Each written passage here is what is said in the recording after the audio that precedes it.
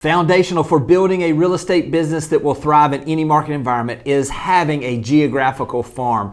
Today I get joined in a sales meeting environment that you can kind of sit in on with some of our agents, with one of our agents that's a top producer out of our Panama City Beach area, and that is Craig Duran. He's one of the best I know. He runs 13 different farms, and he's going to share with us exactly what he does to identify farms, also to communicate with that farm, and then consistently generate listings from those geographical areas that he is farming. This is one that I know you can put into practice that's going to help your business grow. Let's get to it.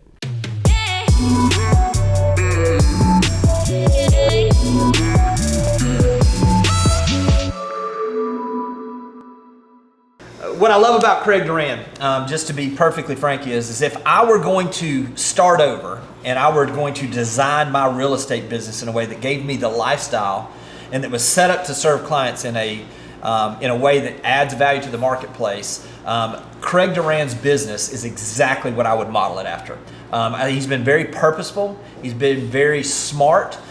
He's been very deliberate in what he does, and a large part of that has been farming. And so one of the things that every time Craig's one of those guys, man, every single time I'm with him, I feel like I get smarter, and he makes me smile too. So that's a bonus. But Craig, what I'd love to do is kind of give a background on why you chose farming, maybe a little bit what led you to that over the years, and then we'll get into just the basics of what a farm is. Sure.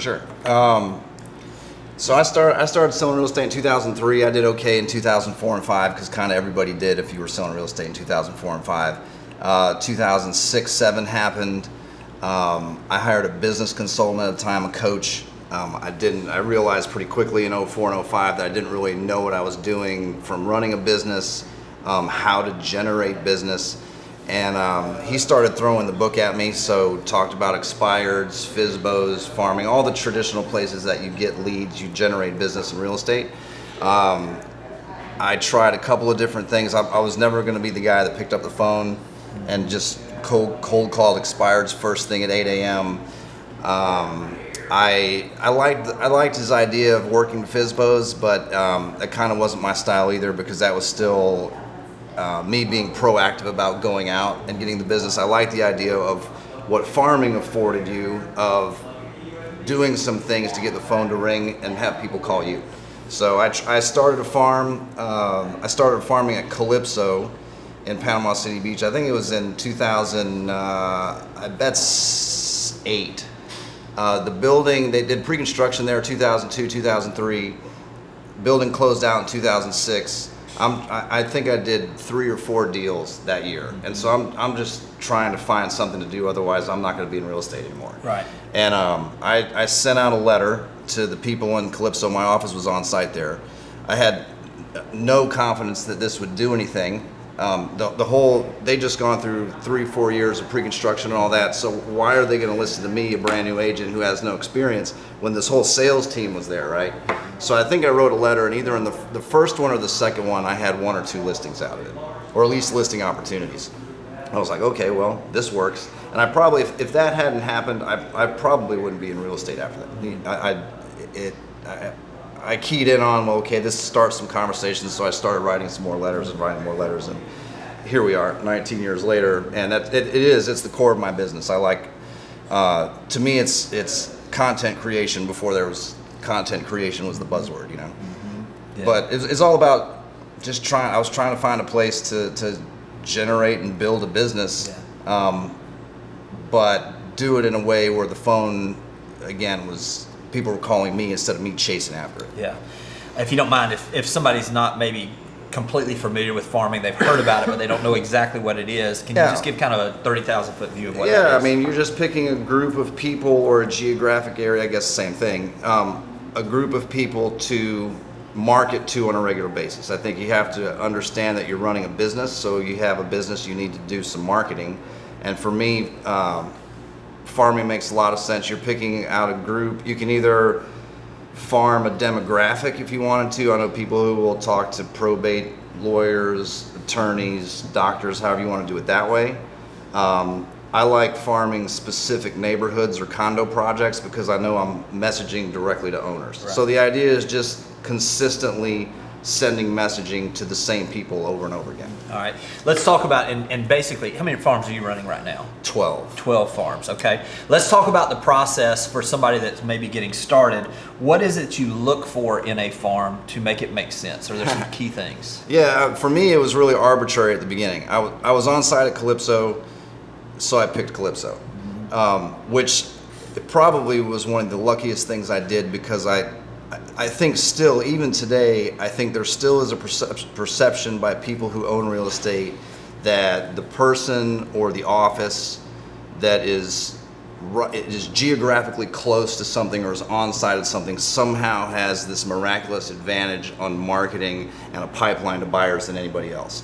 So I think it's important to consider when you're picking one. I picked Calypso because I was there. The second farm I picked was a traditional detached single-family neighborhood just north of that project. Same reason. I wanted something that was geographically close, so people would associate that. Oh yeah, you're close. You can service. A seller isn't thinking about servicing the listing, but oh, you're close by. You must know my neighborhood, right? Rather than someone over here. And so I think a lot of it depends on that. I think you have to consider that part of it, and then you're just making a business decision. I think you have to look and see how much potential revenue is there. So how many sales are there per year? How many sales were there the last 3 years? You can even go back further if you want. What are price points? So are what are you going after there? What's the turnover rate like? It's important to just get some sense if you're going to invest in the process. You're just doing the basic calculation of, okay, I'm gonna invest this much in my messaging and my efforts, and this is the potential that I can get back if I accomplish what I'm trying to do. Yeah. You also want to look at, I think, some other basic factors of, is there one agent or a company that dominates a neighborhood or not? Mm-hmm. I'm not necessarily afraid of any competition at this point in my career, but there are some things that can give an agent or an office an advantage for whatever reason. So I think you have to evaluate all of that before you get into it. Yeah, I mean, what we always say is because when you're evaluating the financial side of this, is think of it this way.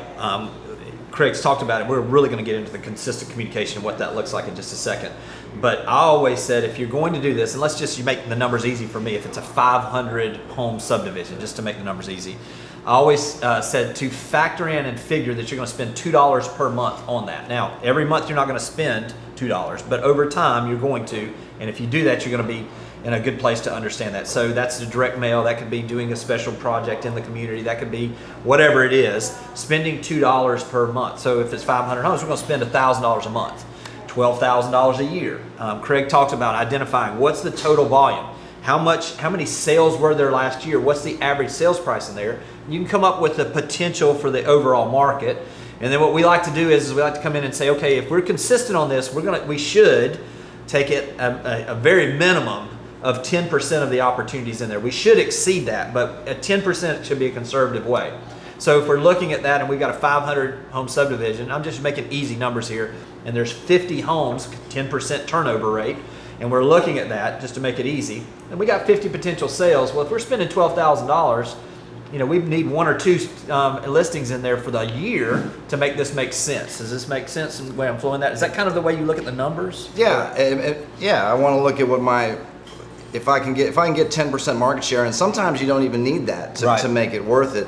$2 is high for me, but I think that's a really good place to start conservatively. But yeah, you got to evaluate if I'm gonna spend money and make an investment in my business, what's the potential return? Right. And what's the risk? I'm assessing risk. Right. Yeah. And as Craig mentioned, we're not afraid of competition, but you don't want to swim upstream. If you've got someone that it would be very difficult to go into. I'm just going to use this example, Calypso, if Craig's still farming that, where he's been farming for 15 years. And try to break into that farm if you've got a dominant agent that has been adding value for 15 years. It's just hard to do that. But on that note, we also know a lot of the agents that are in the market, and sometimes there's opportunity for an agent that has been there a long time. Some owners are looking for a different voice for whatever reason, and so I think that's important to consider too. There was one building that was dominated from someone who owned in the building, was really involved with the board from the outset. but didn't jive well with a lot of the owners. But the owners had to acknowledge that he had an inside track to what was happening. So he ended up doing a lot of business for a couple of years. But as soon as someone started offering a different perspective, a different approach, a different voice, they were very receptive. They were looking for another option. They just didn't have one. That's great.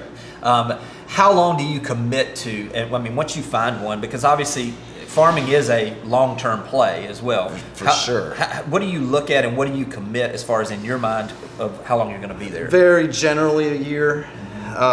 If it's new, I'll give it a year. It would be rare that I would turn it off sooner than that.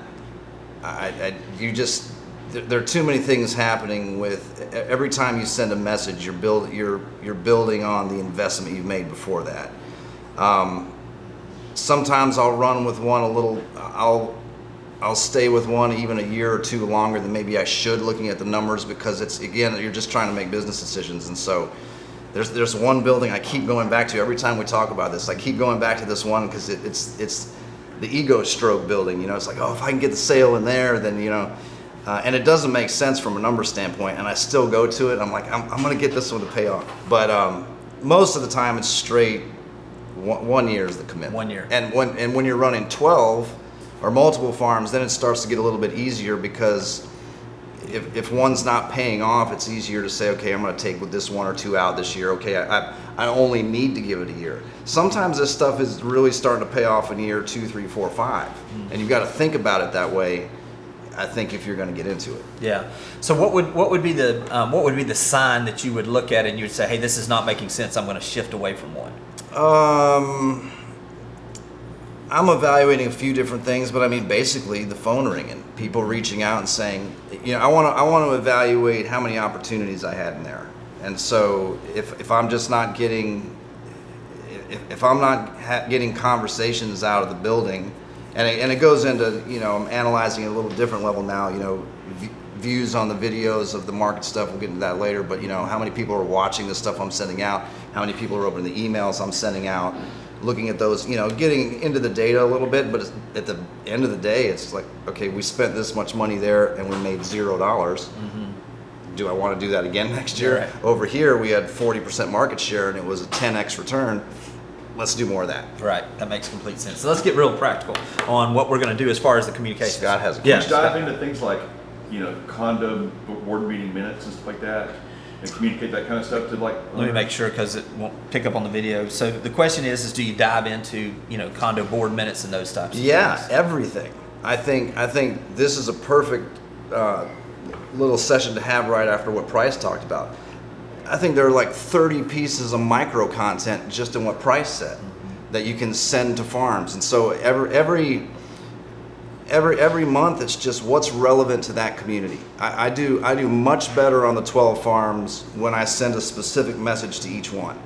I occasionally have been lazy in the past, and I'll send an overview of the condo market to all of the condo buildings. They all get the same thing, and I'll do the same thing in housing. And it's nowhere near as well received as nature walk, watercolor, water sound, because for obvious reasons, the owner that's getting that in there, it feels more personalized, but you're also coming off as more informed and an expert. Yeah, I am paying attention to that community. I'm not just looking at the overall condo market. I know what's going on in with the special assessments. I know what's happening. I am paying attention to that. So I think getting ultra specific is way better, I think, than the general we're up X% in the condo market or whatever. Yeah. Let's get super practical on the communication, because obviously that's the key, the constant and consistent communication. What do you focus on, and what does that typically look like? And maybe on a consistent basis, what's the mix of direct mail, video? What does that look like? So from a messaging standpoint, I was taught and still feel like the one thing really people care about is can you do the job? So can you sell something? So even better, have you sold something, or can you sell something in my neighborhood or my building? Which is why farming really pays off the more you do it, because, and I think it's a question you have a little bit later, but if you can start with some basic statistics about how much you've sold, or when you haven't sold much in an area, using the company statistics. That when I started, I started at Calypso and then went over to this neighborhood called Palmetto Trace. I didn't have any sales in there, but the company at the time had like 18 of the previous 24 for whatever reason, different agents, Right. and no one was even really working it. Right. And so I just went in, and the first few touches were, hey, we've sold 18 of the last 24. And so now an owner goes, well, okay, which company am I going to use? Well, there's some proof. So I think one of the most important messages still to come back to is what you've sold. Right. And then it gets even better because if you sell one in that neighborhood, now you not only do you have the fact that you did it, but now you can talk about how you did it. Did you, it's been pretty fun for the last couple of years to say, hey, I had multiple offers in 7 minutes. Who else are you going to call? And Right. then when you do it twice, I had someone break into the neighborhood where I live about a year and a half ago and really up their game on the piece they were sending out. I was sending out something pretty good, and I had like 35% market share in there. And they broke in and had a nice little thing coming. Well, I just started, I beefed up my piece and made a little nicer piece, but I started just showing everything that I did in there. And when you can put a card out that shows 4, 5, 6, 8 properties in one neighborhood or one condo project, You're the resource. You're at least going to get an opportunity, you would think. Yeah. So just listed, just sold. Those are Yeah. foundational, So right? for sold for sure, new to the market for sure, under contract for sure. Not necessarily price change. I don't do that. But then you can get a little. I think at some point you have to change the messaging because just sold. People are going to get disinterested in what you're trying to do. So I think you have to talk about, like what Scott's talking about, bring some other valuable information to the community that they may not know about. An absentee owner may not be tracking the association like plenty of people. So bring something interesting about that. I think this is a fantastic time. I feel like I have a pretty nice advantage right now because a lot of these farms I've been running for years, I already have people's attention. I've gotten that part. So now, as the market is doing some things and changing, shifting around, people are wondering what's going on. Well, if you already have their attention, if you just start to work with them through what's happening and analyze that, it's a nice place to be, and it's probably also a nice place to start farming, because same thing, people are looking for what's happening in the market. And if you instead of just saying just sold, just listed, you start to talk about the market. Hey, where are prices headed in such and such community? What do you think the market's doing in such and such? You're going to get people's attention. For me, it's a general mix of 3 things. We usually try to get back at least having one of the pieces is going to be activity. I want to show that, yes, this is what I do. I want to be known for that. I appreciate the idea of sending someone a packet of seeds or the football schedule. I get it, but I would rather be known for real estate. So activity in real estate, some information that I think is valuable about real estate that's not necessarily activity. And then we have, one of the things we do pretty consistently is the idea of the, I call it the e-alert system, but Boomtown has it, a lot of CRMs have it. What we do so often for buyers of putting them on an auto search in a neighborhood or community, flip that and do that for sellers and say, hey, do you want to keep track of what's happening accurately in your neighborhood? And we've kind of market the idea of that. So if someone wants that, we can set them up on that for them to track the market. Right. So then what I found, that's a really good lead source too, because the owner that calls you and says, oh yeah, set me up for that, just set me up for every 30 days or so. It's probably someone that just wants to keep up with what's going on. Cool, but the person that says, yeah, sign me up for weekly or daily, they're really tracking values. Yeah, hello. Yeah. They're closer to thinking about selling. Right. All right, so let's talk about the mix. Most of what we've talked about here, a lot of it is direct mail, obviously is a big part of this. You mentioned and you utilize video. How did you get to a place where you have the distribution of that video out to that neighborhood? Something we're still working on. Yeah, farming for me for years, probably a decade, was strictly direct mail. We started with a one-pager letter, hand signed, hand addressed, and when you couldn't do the volume anymore, postcards. 10 years ago, 12 years ago, a jumbo postcard stood out in the mail. everybody was sending a small black and white postcard that was perforated that they ripped at the office, and so a jumbo postcard looked nice, and I thought that an elevated piece was part of what you're trying to accomplish, the message you're trying to send. Now jumbo postcards I don't think stand out. I think we've got pieces are getting bigger and bigger and bigger, so we're looking at some of that. I think another thing we'll do is to we'll create a video for each farm every month, ideally every month. The last 2 months I did the lazy overview. I got back to a specific one for this month, which is kind of time consuming to essentially shoot the same video 12 times. But I don't have email addresses for everybody in every farm, so it's distributing the videos. A couple things. Created a page on the website for the community, so we host the video there, hoping to get people to know that that's a place to start to look. It goes out in a regular email, so I send out an email on Fridays when the market analysis videos are up. Then that gets included in that email. I send it to the people who own. If I have an email address, I'll specifically send that out to those owners, just titled, XYZ market update, or where a price is headed at XYZ. And sometimes, I'll even take the time. There was one condo at the beginning of this year, I think I had 2 email addresses, and that was it. And I took time to shoot the video, send it out, and it's going to 2 people. And it's turned into like 8 deals this year, because one person saw the video, they shared it, it goes on a Facebook page, that kind of thing. Right. We're also trying to utilize QR codes on the mailers to drive people to a couple different places. Some of that's email acquisition, some of that's just watch the video. Right, yeah. All right, so we're utilizing video, we're using the direct mail. Anything else you're doing to garner that attention or anything special? Yeah, mention email. I haven't, there's something to do with social, and I don't have the manpower right now. I'm hiring, by the way, if you know anybody, to execute the marketing like I like, because I think social can help the distribution of that. I think you could break it down, even like what Price was talking about. I felt like, especially when the market's been so active for 2 years, I feel like the once a month direct mail piece is just terribly slow. Mm-hmm. People aren't. 10 years ago, if you sent a piece once a month, people would remember who you were. Right.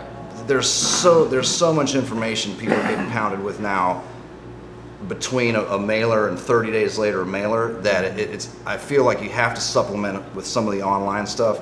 And I think with like stories and reels and things like that, you could drop in daily or as many times a day as you want. Just take one statistic for one area and say, oh, I was looking in watercolor yesterday, did you see this happen? Oh, I've been really watching this number for the last couple of weeks and this happened. There's just too many things that you could drop in on social to hopefully beef up those feeds, channels, things like that. YouTube, we made a commitment to the YouTube channel this year, and that's growing. I think that's a good place. I got a call 2 days ago. I got to call the guy at 10:15. Hey, I saw your YouTube channel. I like your approach. We want to buy something for about $1.5 million in Inlet Beach, West PCB.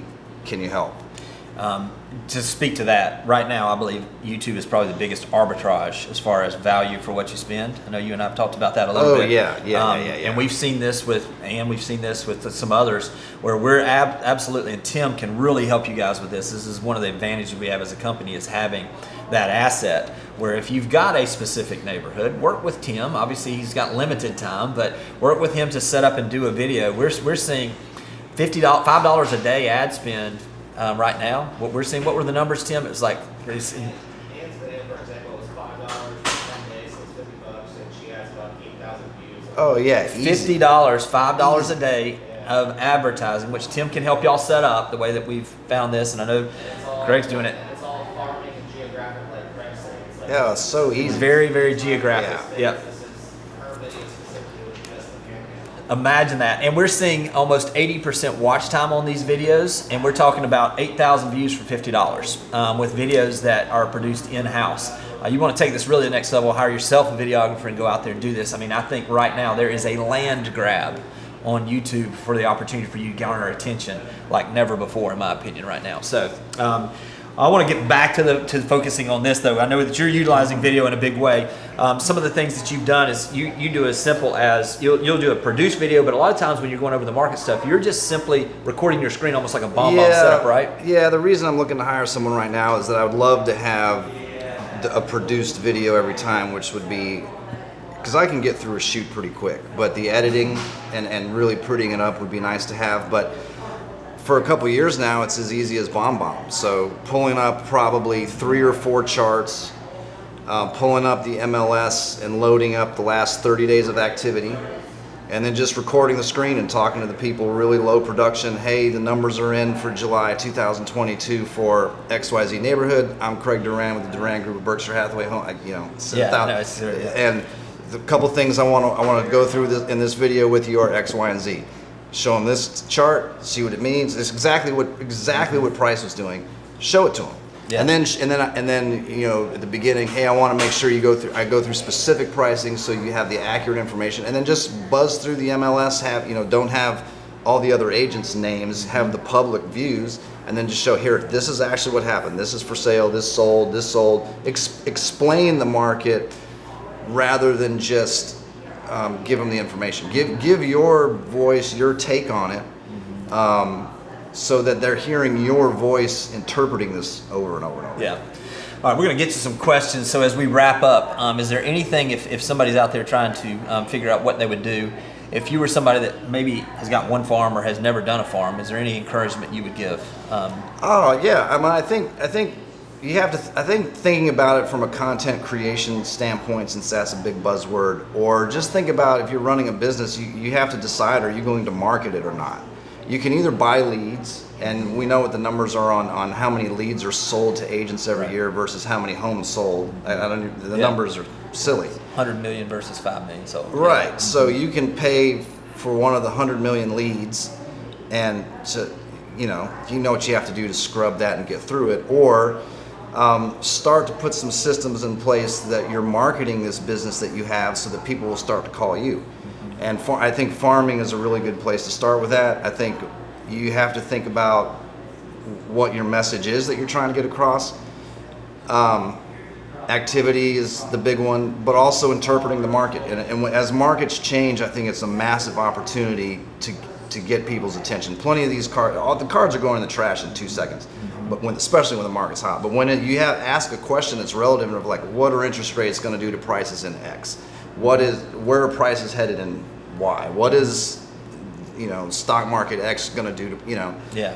And we don't know. Right. But if we can look at some of the trends and notice changes, those are important things for people to know about, so that when we do get into an individual conversation, then we have a point of reference. They maybe, all this talk about, creating trust and garnering trust, we used to have to have meetings and conversations to start that. Now, with your messaging and content creation, people are beginning to trust you before they know who you are before they call. Mm-hmm. Yeah, it's a total different market. All right, Craig, appreciate you. Yes, sir. Any questions y'all got for Craig? We got a couple minutes here to add.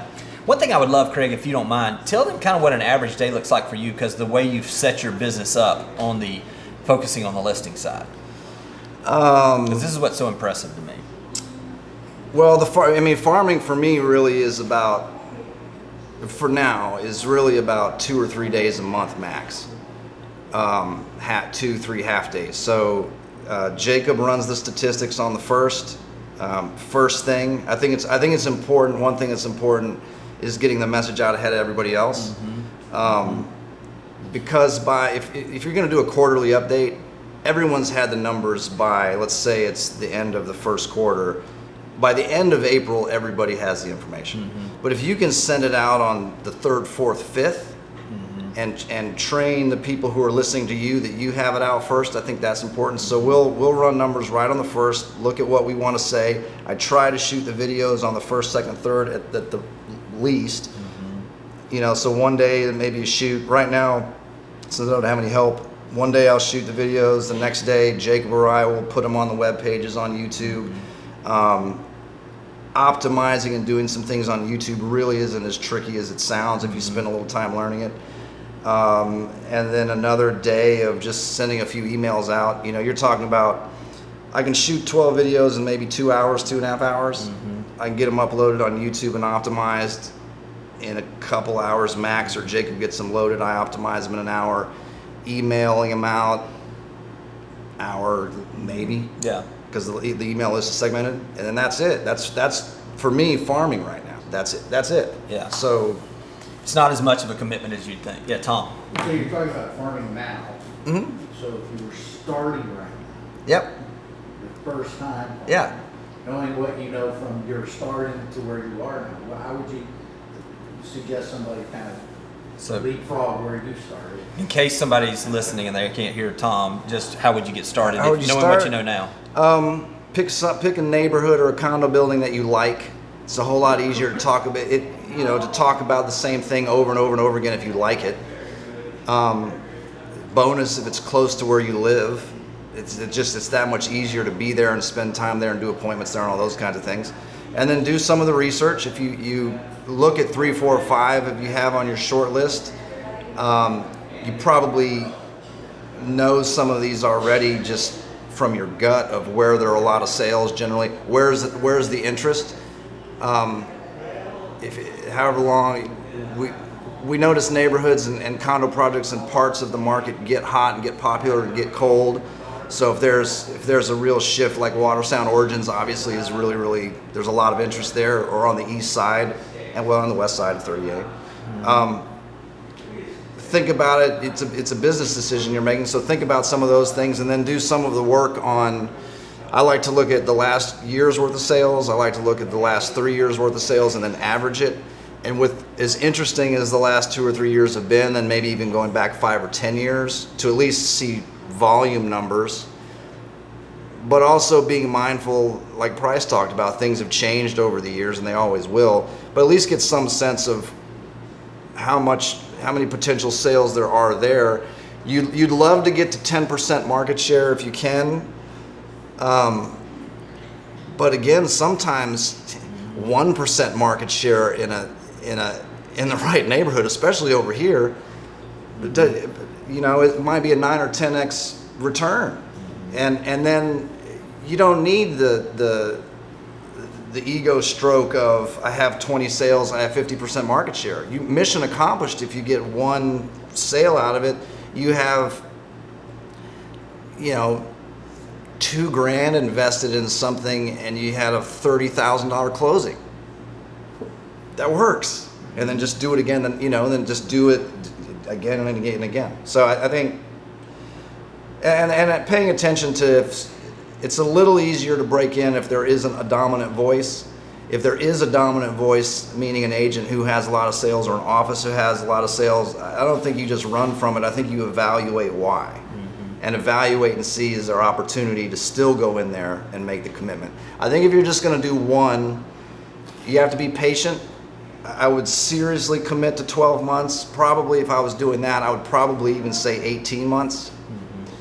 And just wear it out and know the neighborhood. Your videos, a couple of them should be shot in that area.